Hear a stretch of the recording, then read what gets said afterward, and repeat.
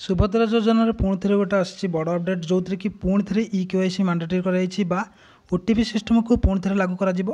कारण OTP system बिना जो होता मझे से कौन होता ना असुविधा प्रबल अच्छी जनसेवा केन्द्र में जितक कर्मचारी अच्छे से अधिक डाटा भरवाई पड़ुଛି मानुआली किंतु जब केवाईसी बा ओटीपी सिस्टम होंदा सॉरी लागू हम एवं माने आज लागू हो आज माने 14 तारीख सेप्टेम्बर 14 तारीख 2024 रु ओटीपी सिस्टम पुणी थे सुभद्रा योजना लागू हो केवाईसी पुणी थे हम जहाँद्वारा कि से जो सुभद्रा योजना जो मैंने जी से निजर आधार कार्ड सॉरी आधार कार्ड को निजर फिंगरप्रिंट एवं तांकर जो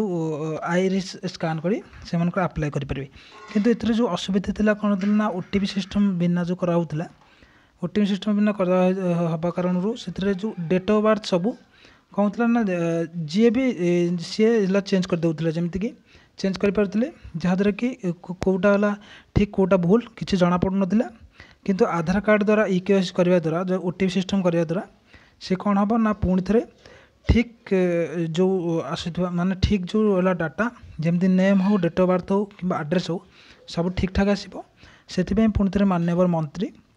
पुणी थे केवाईसी बा ओटीपी सिस्टम को लागू कर देते जहाँद्वारा कि आउ कौन असुविधा हे ना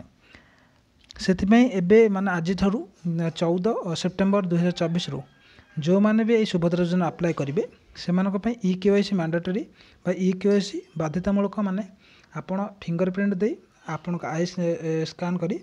आपण अप्लाई करें से केवाईसी करने आपण आपण जो आधार लिंक मोबाइल नंबर दिंतु से मैंने अप्लाई करदे आगुरी कौन होता ना यही जो किंतु गोटे प्रश्न अच्छे जो मझे जो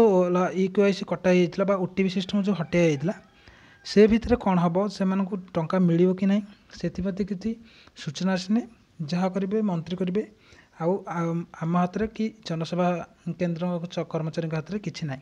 से आप व्यस्त हूँ पुणी थे आपण केवाईसी स्टार्ट हो जातु एवं आपण आधार सक्षम मोबाइल नंबर सह आपण फिंगरप्रिंट एवं आई स्कान करी आप अप्लाई करेंगे आशा करते आपको ये वीडियो निश्चय भल लगी जब वीडियो भल लगी तो वीडियो को लाइक करूँ